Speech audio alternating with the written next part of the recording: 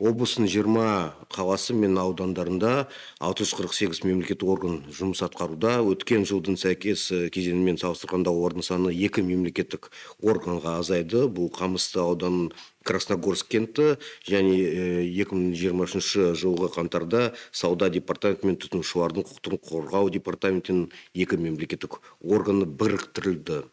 Штат саны 5524 бірлікті құрайды.